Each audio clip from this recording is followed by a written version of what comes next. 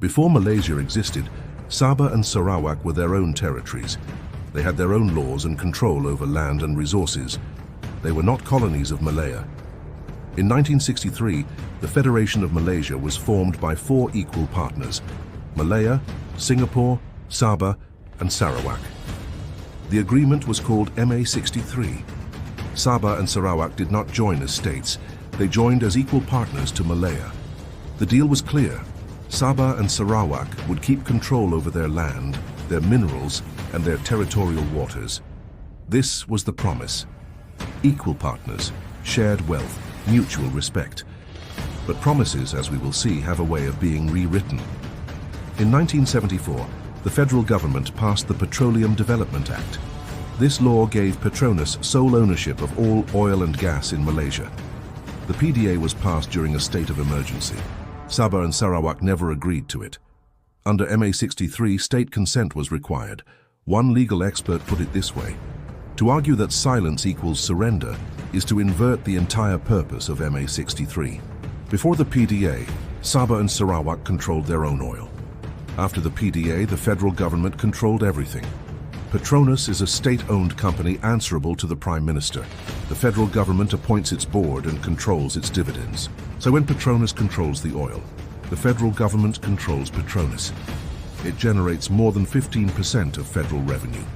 Who should own the oil? The federal government says Petronas. Legal experts say the states. This dispute is still active today. Petronas contracts foreign companies like ConocoPhillips and Shell.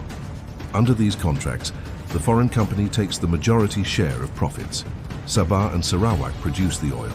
Foreign companies take their share. Petronas takes the rest. The people who own the land, they get 5%. The federal government collects billions from Sabah yearly.